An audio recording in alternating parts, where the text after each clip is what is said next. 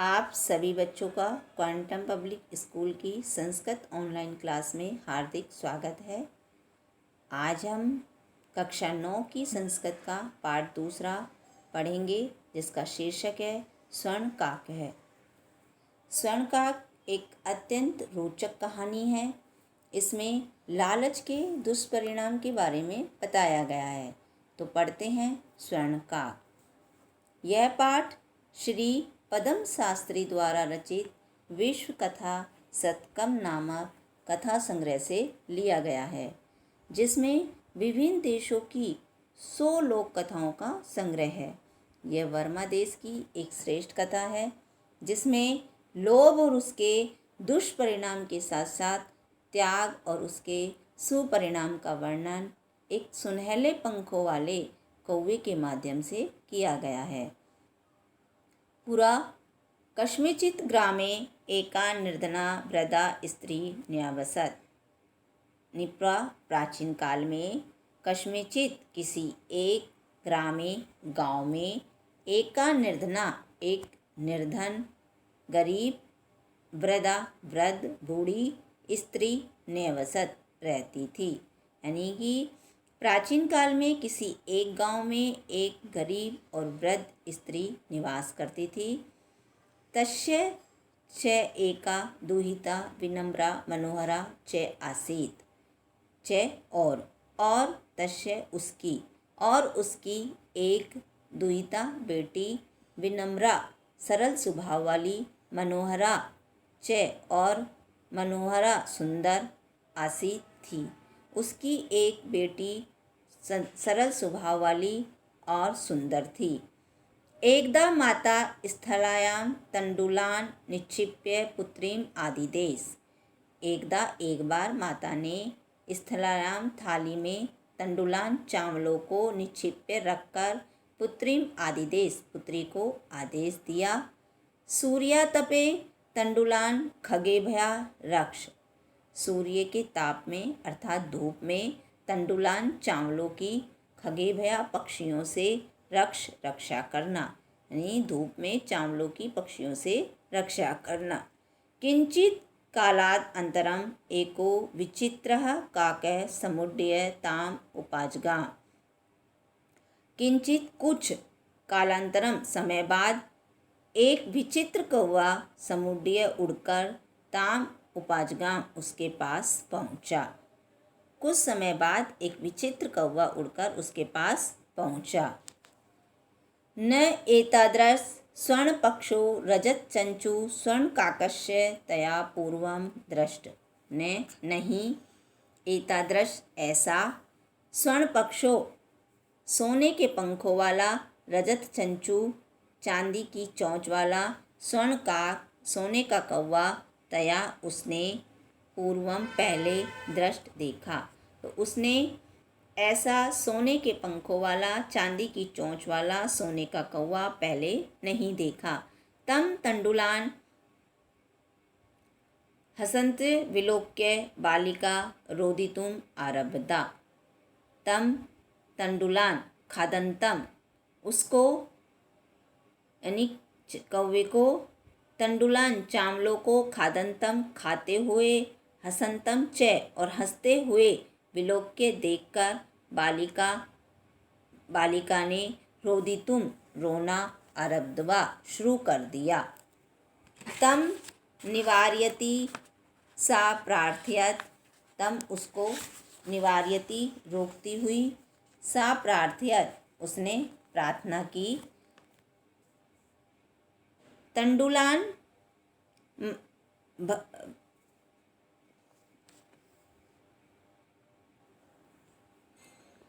तंडुलान माँ भक्ष्य, ये चावलों को मत खाओ। मदीया माता अतीव निर्धना वर्तते। मेरी माता अति बहुत गरीब है। स्वर्णपक्ष का प्रवाच, सोने के पंखों वाले कौवे ने कहा, माँ मत सोचो, यानी चिंता मत करो। सूर्योदयात् प्राक् ग्रामात् बहिः पिप्पल वृक्ष मनु तव्या आगंतव्यम्।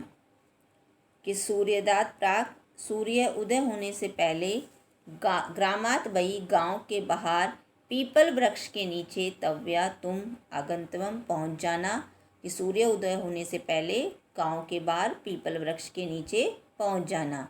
अहम तुभ्यम तंडुल मूल्यम दास्यामि, मैं तुम्हें चावलों का मूल्य दे दूंगा। प्रहर्षिता बालिका निंद्रामपि न लेवे,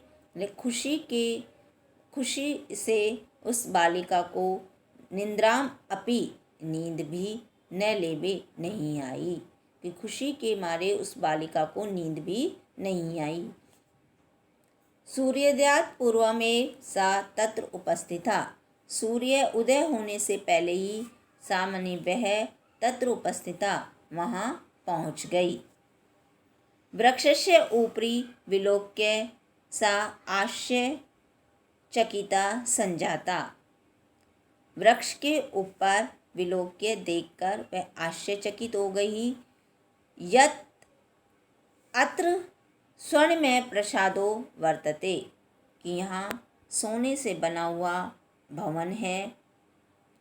यदा काकः सयित्वा प्रबुद्धस्य तथा तेन स्वर्ण गवात कचितम अहो, यदा जब कौवा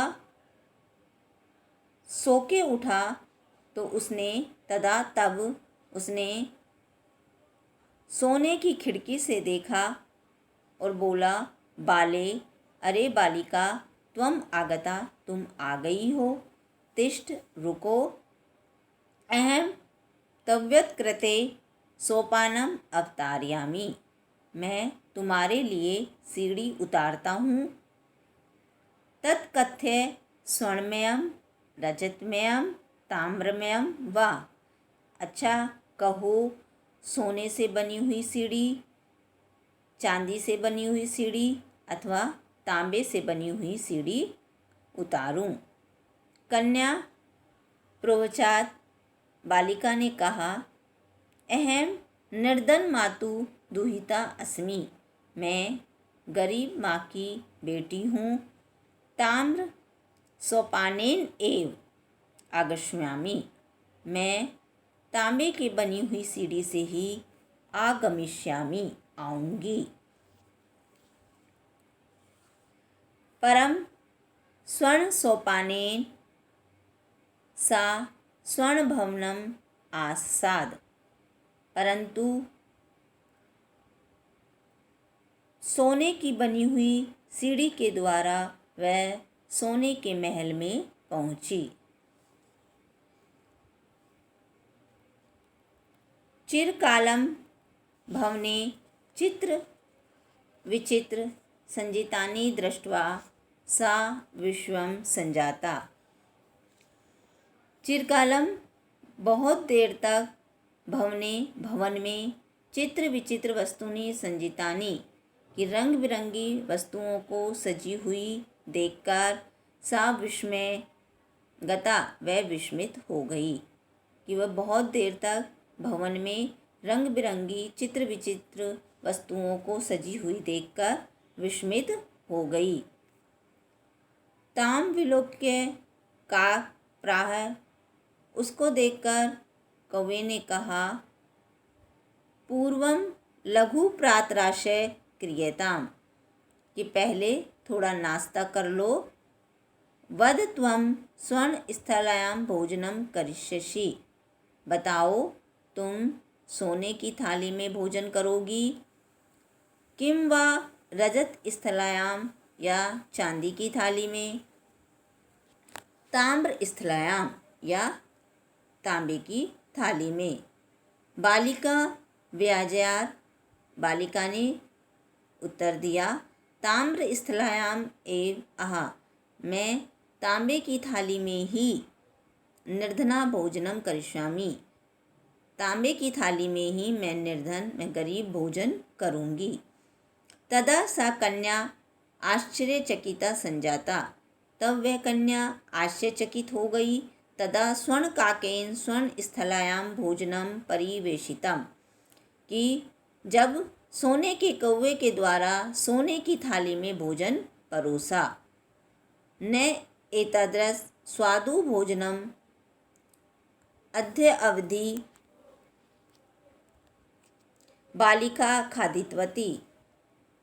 न एतादृश ऐसा स्वादिष्ट भोजन अध अवधि आज से पहले बालिका न खादितवती बालिका ने नहीं खाया। काक ब्रूते कौवे ने कहा, बालिके अहम इच्छामि यत् त्वं सर्वदा च अत्र एव तिष्ठ परम तव माता वर्तते च एकाकिनी। कि हे बालिका, मेरी इच्छा है कि तुम हमेशा के लिए यहीं पर ठहरो, परंतु तुम्हारी माता च एकाकिनी अकेली है। त्वं शीघ्रम एव स्वगृहं गच्छ, तुम शीघ्र ही अपने घर जाओ।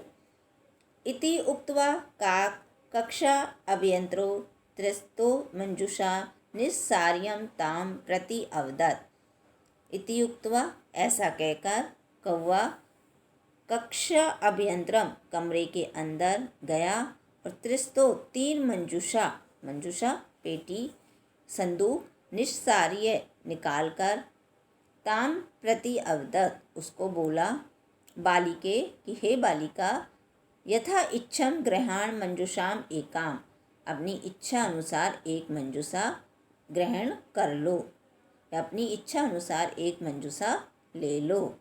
लघुतमाम मंजूषाम प्रज्ञ बालिकया कथितम देव मदीय तंडुलाम मूल्यम। लघुतमा सबसे छोटी संदूक या मंजूषा को लेकर बालिका ने कहा कि इतना ही है मेरे चावलों का मूल्य।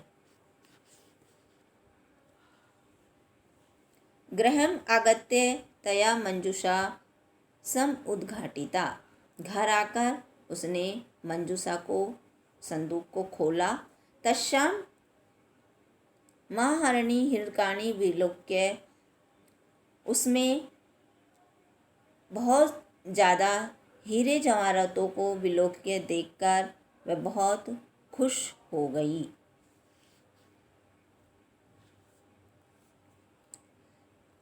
तस्मिन्नेव ग्रामे एका अपरा लुब्धा वृद्धा न्यवसत, उसी गांव में एक दूसरी लोभी वृद्ध स्त्री रहती थी।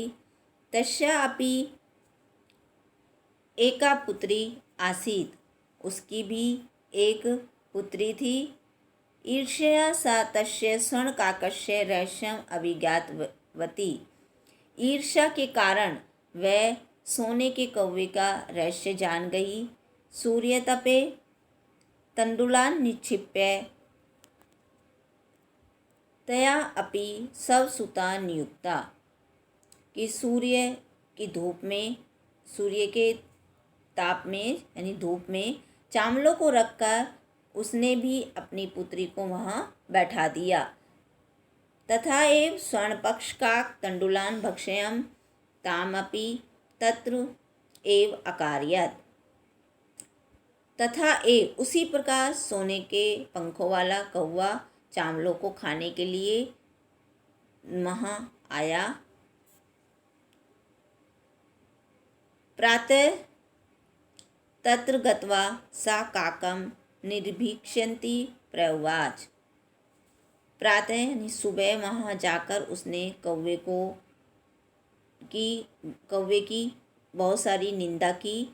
भो नीच काक, अरे नीच कौवे, अहम आगता, मैं आ गई हूँ। महम तंडुल मूल्यम प्रयच्छ, मुझे भी चावलों का मूल्य दो।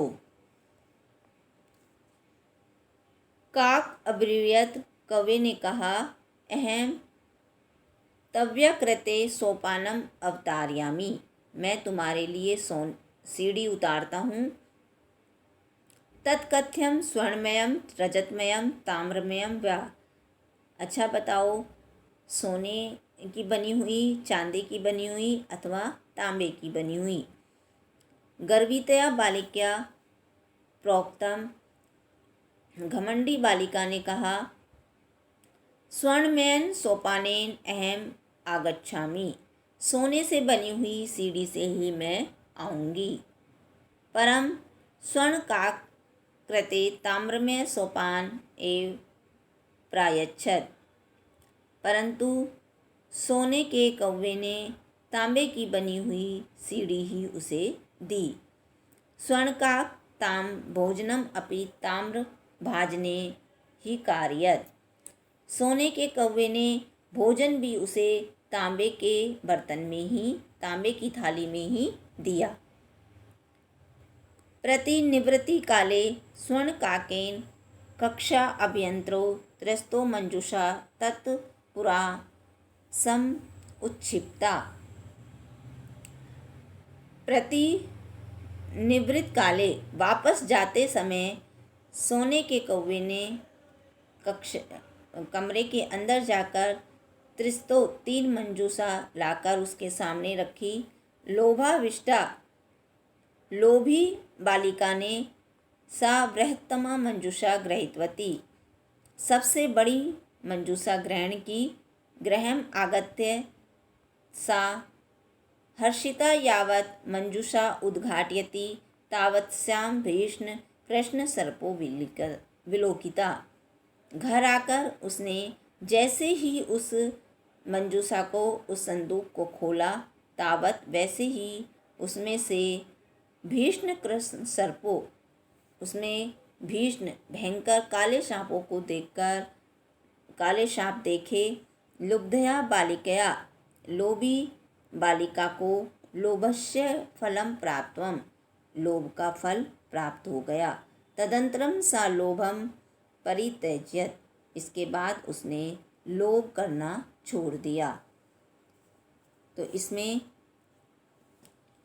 इसमें बताया गया है कि लोभ का दुष्परिणाम कितना भयानक होता है, कितना खराब होता है। तो यही इस कहानी में समझाया गया है। मैं आशा करती हूँ कि आपको ये पाठ अच्छी तरह से समझ में आ गया होगा। धन्यवाद।